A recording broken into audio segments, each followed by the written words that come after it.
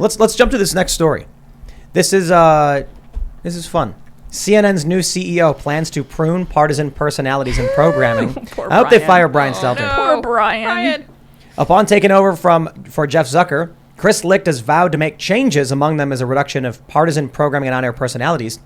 If he gets his way, on-air talent could be ousted if they can't adjust to a less partisan tone and strategy. So here's what's going to happen.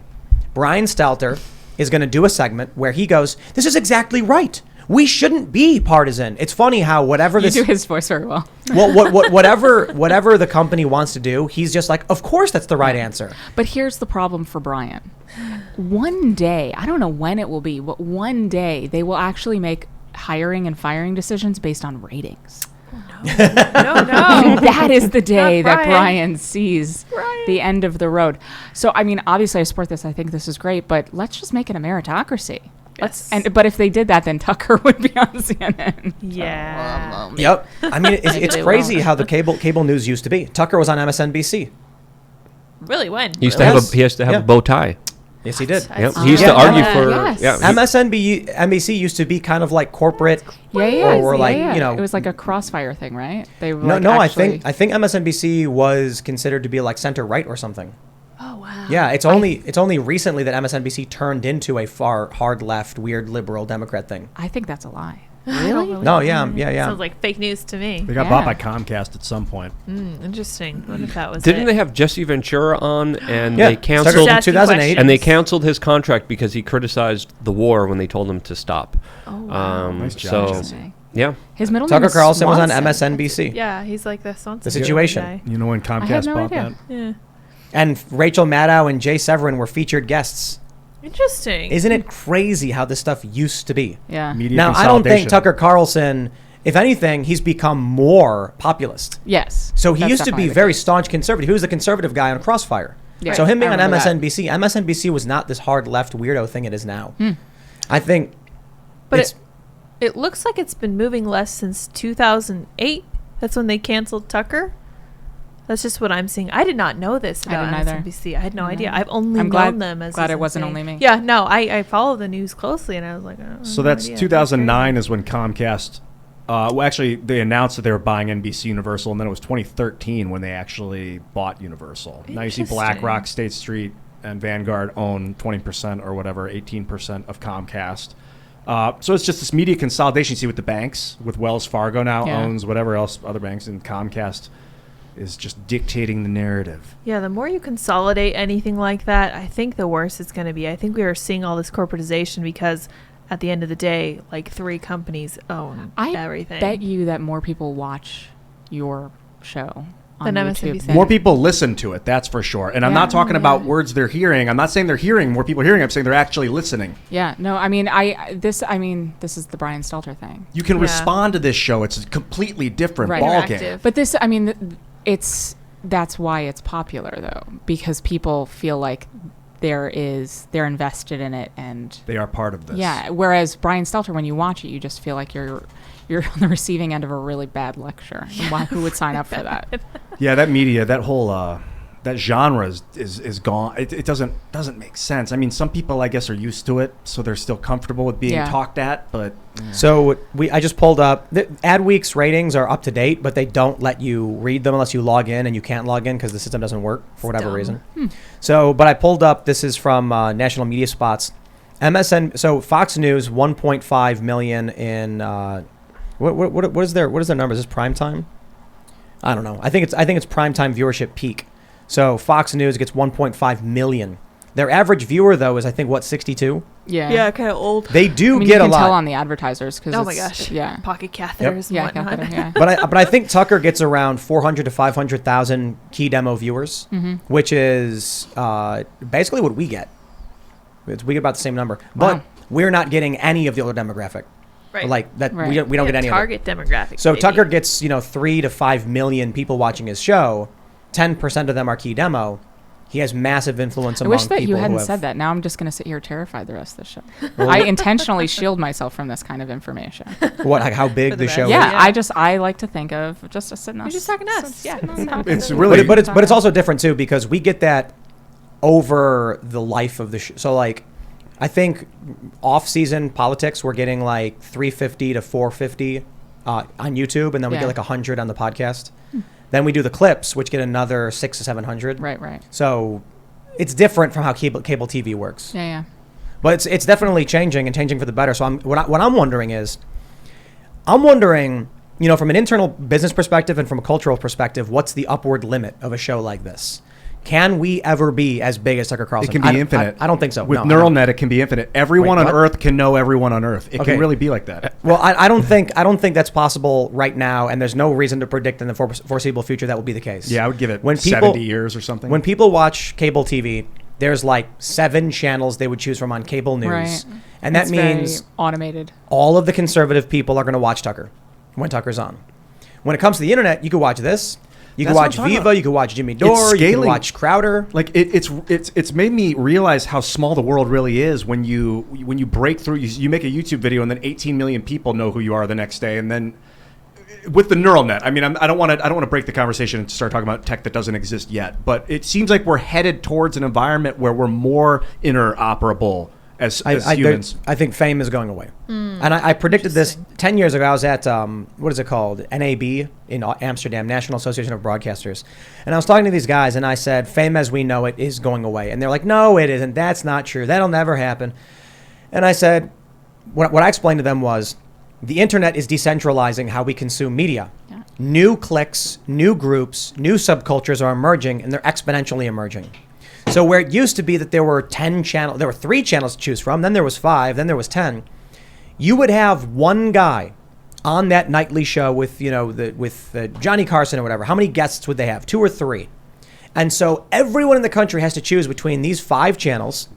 So you've got 100 million people all watching TV, 20 million watching this one show, and that one guy that's on it is seen by all of those people. I mean, this is now it's there's 50 shows to choose from. Yeah, and I think that this is part of a larger sort of our culture is sort of we're not as connected anymore, because it used to be that everyone used to watch the same shows and you listen to the same music or whatever. And now you were talking about some Stranger Things before the show, and I was like, I've never seen that show and I have no intention. And I can do that. I can operate in a world where I've never seen that show, because how often does Stranger Things come up in my everyday life? Not that often. Yeah. But if this were 50 years ago and I hadn't seen Johnny Carson last night, I can't talk at the dinner table. I have nothing to say. And so I think that it's really sort of not just bifurcating it, but just like atomizing all of us into our little bubbles. Is it a good thing or is it a bad thing? I think it's a bad thing. Well, it depends, because it's also the decentralization of power and information. That's fair. It's a good thing when it's meritocratic. What's happening now is the establishment and the lefty cults are manipulating the platforms to prop up bad ideas. When bad ideas are propped up against meritocratic ideas, then there's conflict. Yeah. It's painful. I don't know if you call it good or bad, but it's spiritually, it's painful to not know what other people are thinking or caring about. Well, also, powerful people manipulate the perception with bots and spam accounts and fake accounts to make ideas look more popular than they actually are if they have an agenda in pushing it. And that's why I think the Elon Musk spam kind of debate is a lot more important than we even understand right now. But another aspect to kind of look at here is that, the corporate media, a lot of their viewership is dying off. They're slowly, passing away of old age. And I think, Tim, you make a good statement. I think it's the same kind of statement that Andy Warhol made when he said, in the future, everyone will be famous for 15 minutes. And I think with, the digitalization of everything, I think that's where we're going. I think that's where we're at almost as a certainty in the near future. Yeah, I mean, you think about sort of America's sweetheart, like Jennifer Aniston and Sandra Bullock and all the, do we have that today? Exactly. That's what I'm saying. Does that exist? And to me, I'm very emotionally invested in Rachel Green, aka Jennifer Aniston's procreation. But now she's 55, and it's not going to happen. Those magazine covers are now over, and I'm not emotionally invested in anyone the same way I'm invested in Jennifer Garner. Well, I think one thing that we see, there used to be beloved celebrities. Yeah. Now we have celebrities who are loved and hated. So Will Smith, yeah. Well, he was one of the last ones. Because back in the day, people were like, do we really want to run nonstop of the nastiest coverage on someone that people kind of like a lot? It's risky, right? If someone is hated and infamous, well, then you run the hits and the tabloid garbage. But if it's a celebrity, you're like, people are interested in celebrity life and lifestyles of the rich and famous. Now, though, you can hit them both. You can make a magazine called Celebrity Love, and you can make a magazine called Celebrity Gossip, where one says Will Smith is the best and the other says Will Smith is garbage. Run them both, get both audiences, and make money off the hatred and the positivity. Yeah, Meghan Markle is like the key demo on that. Oh, I think it was so hard to watch tell, Fringe. You can she's tell in a lot by a person what they think about Meghan Markle. Yeah. Why is that? She sucks. That he's a good person. Yeah, that's how you know. This is So you know. Prince. What is it? Prince Harry's yeah, wife. Yeah. I just She's can't stand the royal worst family. Person. Was that so her I kid? disagree with you on that. Did you guys see the video of? Was that Meghan Markle talking to the little kid, and the kid was like giving her the? No. Oh, that fingers? that was Prince Louis. I'm a royal. I'm a royal. gosh. Fan. A royal. My Snuff. mom. Oh, tell me about it. I'm a royal fan. I've been Stan. imbibing like, intravenously all the royalness. So you know a lot about lizards. What's I- your so- favorite You lizard? have to So I I did have not know this is what I was walking into. Yeah, surprise. I got it. I'm a Gila monster guy myself. I got this new AI story there's an AI program I just subscribed to. It's called OpenAI. It's really amazing. You can tell it to do anything. You can say, draft me a product proposal, or like give me a catchphrase. And I said, tell me a story about Donald Trump defeating the lizard people with his good friend Alex Jones. And it wrote this really amazing story. A couple of them I ran, where one was like, Trump was at a rally. When in the stands, he sees a couple lizard people in masks shouting, and he points them out, and everyone starts booing. And then he goes into the stands with Alex Jones, it was just an absolutely ridiculous story. One was like a lizard guy breaks into Trump's house, and he throws Alex Jones's book at him and hits him in the face, knocking him out. You're making me think of Scorpion from Mortal Kombat. Remember that? He would take his mask off, and he had like a lizard mouth. We got the masks, okay? Now what's next? That wasn't Scorpion. Scorpion was a skull. Okay. So we could 'Cause he was dead. fire all of our writers for You're talking about Pillars of Reptile. Liberty and Reptile. just Reptile do was AI. Reptile. You know what I'm thinking, Luke? You mentioned corporate. I think you were talking about the corporations earlier. I think that when a corporation gets big enough, when it becomes a megacorp, that it should no longer be called a corporation, and it should have new laws and rules about what it can and can't do.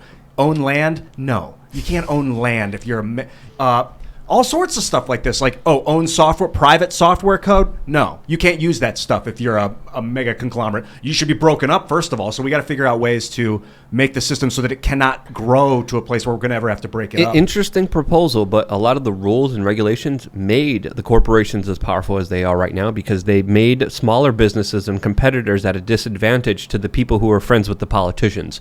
So do you think more rules and laws will save that? That's a question that a lot of people are asking themselves. I'm a little bit more skeptical of that. I'm very libertarian usually for the most part, but there's one thing I think the government should be focused on is breaking up monopolies and making sure people don't become economic slaves. But they're at the end of the day, they're the ones who are going to be able to get around all the laws. There's no law that you could write that would make Jeff Bezos do anything. Right. Well, you can make him free the software code of his systems.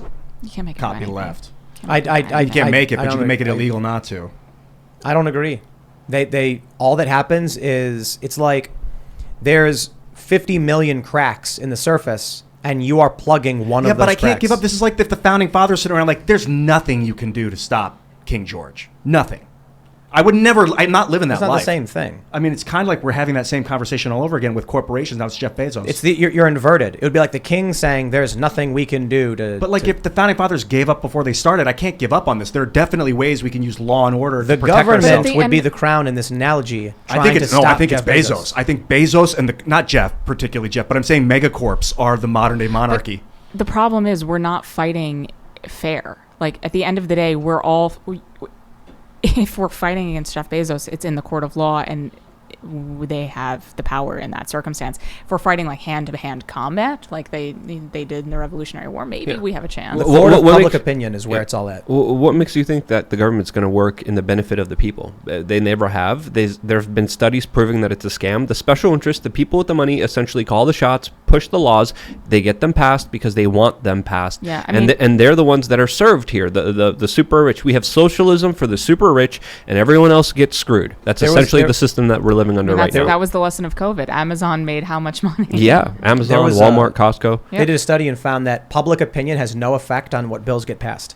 Only the opinion of the top 1%. Yeah, lobbyists and the people with the money. Literally, when they would look at, they tracked public sentiment on certain issues and then bills being passed. No correlation. Right. Yeah, democracy is a scam. The founding fathers didn't rely on their government to save them from King George. They just made a new government. So that's basically what has to happen then. Of course. here we are. Yeah. The revolution starts here. So the issue is, I don't think it's that hopeless. I think the fact that Trump got elected shows that you can get somebody in. And I think what needs to happen now is Robbie Starbuck, he won his court battle. He's back on the ballot. We need to go out in the primaries and vote for people who actually want to help this country. So here's the problem. As someone who lives somewhere and I tried you have to find people willing to do it. And you have to find people willing to stand up to, I spoke to so many people, I again live in Montgomery County, Maryland. I spoke to so many people who were incensed by what happened in Montgomery County. They closed the schools the longest. We were subjected to all the COVID rules the longest out of anywhere else in Maryland. And people are terrified of standing up and just saying in what they think might be an unpopular thing, or submitting themselves to the mob of, when you run for office, people think that they own your soul and they try to destroy you. You have to convince people. And so like the people like Robbie Starbuck who are willing to stand up and say, I'm ready to fight, are so few and far between, because people lack really, really basic courage. Yeah, I'm thinking about how do you stand up against a government. But the thing is, when I say we need a new government, it's not that we need to trash the U.S. Constitution. It's great. It's the corporations I'm concerned with. And we can use our government and the structure of the Constitution to defend against that. The best way to make a government obsolete is to not need it and not to depend on it. And that's why personal responsibility is my choice of a solution. Letting people be happy, healthy, and productive, and just overall living a good life is something that, of course, the state does not want you to have. And I think if we did, we wouldn't need a lot of the government that we have in our life. What do you do when the dude who's like 2 miles upstream from you and your friends' little farmhouses starts taking a dump in the water? What do you do when Monsanto poisons the entire food supply, when they create GMO everywhere? What do you do when they have control of entire crops that literally spread throughout the entire world that there's no stopping? So that's the situation that we're dealing with. But now we have Monsanto protected by the state. That's what bothers me. So Monsanto's protected by the state. If we didn't have a state... We agree on that. When you then get to the circumstance where somebody is like upstream from you, and it's a legitimate question, I'm not getting you... How do you, what's the effective way to respond to someone who's not willing to cooperate with you and they're polluting your water? Very good question. I know the big corporations are doing it already. Yeah, how do we solve that? My counterpoint is, yes, it's already happening. We'll deal with that problem as it comes. But that problem is less of a problem with that one individual compared to a multinational corporation that literally has a monopoly and could do whatever they want and are destroying the soils. When we look at the larger impacts of it, is it an individual stopping this and stopping this one person? Okay, fine. I would argue that there would be less harm, there would be less pain, there would be less suffering if there was more decentralization. Because of centralization, we have Monsanto, we have glyphosate, we have the rise of horrible cancers, we have the rise of factory farming, we have the destruction of our soils that's getting rid of the nutrients and minerals in there, that's creating very severe health problems for the rest of the country. So I would argue that with this system, we have more pain and suffering than if we didn't have this kind of system and if we had more decentralized Then what ways. happens when you get a monopolistic power like Monsanto, regardless? People argue from this perspective that, of course, the market would respond. People would know that they would be voting for and supporting something with their dollar, and they wouldn't be doing so. But that's an argument. That's an argument to be made here. That some people are making. The other perspective of it is, of course, that they're so powerful that they can't be stopped, and they'll be willing to do what they can. I'll tell you, in California, you have these small farming communities with no water because of the drought. Yeah. And the farmers couldn't get surface water because it was voted to go to the cities. So they would drill thousands of feet into the earth for groundwater. The small farming, migrant houses only went down 30 feet for their wells, so their wells ran dry very, very quickly. This was devastating. And what happens is the people in the big cities are like, why should I care to vote in favor of those people? Right. It doesn't matter if it's your dollar or your vote, your ballot. The same thing would happen. That's why I'm like, I don't know what the solution is, be it the state protecting or the private company just hiring private military to protect themselves. I mean, I think a lot of this sort of goes back to what we were talking about, with the atomization of people just don't care about, their fellow man anymore. When we have nothing in common with people and we don't know who our neighbors are, you don't care about if someone downstream 2 houses down, you're taking a dump in their water because you don't know who they are and you don't care anything about them. This is the sort of breakdown of community that Tim Carney talks about a lot. Ben Sass talks about a lot, when we have no connection to our larger community, and you don't even know. I mean, do you know who your neighbor is? Do you know his name? I live in an RV. I travel. When I do. I met an excellent, awesome. My last stop was in Sarasota. As soon as I pulled into the RV, there's a culture there. Yes. I had 3 people back, help me get my RV into my position. I follow Afterwards, a lot of 2 RVers people on came to me and they're Instagram. like, "Hey, are you hungry? We got food here. We're doing a barbecue there. I got 2 offers for dinner." Yep. And they're like, we talk about politics and get into different perspectives, and people, especially in the RV community, are a lot more open and a lot better than a lot of other people in closed communities in big cities. Yeah, because it's very sort of, everyone has to help each other. I drive around here, people wave. They're super cool. People are ready to communicate. It's just a matter of doing it. Yeah. Thanks for checking out this segment from the Timcast IRL podcast. But if you want to check out the full show live, tune in Monday through Friday at 8 p.m. And if you want more special access content, head over to timcast.com and become a member. Your membership helps sustain this company, keep our journalists employed, makes this show happen, and you will get access to exclusive members-only segments of the Timcast IRL podcast, and there's a massive library to check out. So again, go to timcast.com or tune in Monday through Friday at 8 p.m., and we'll see you all there.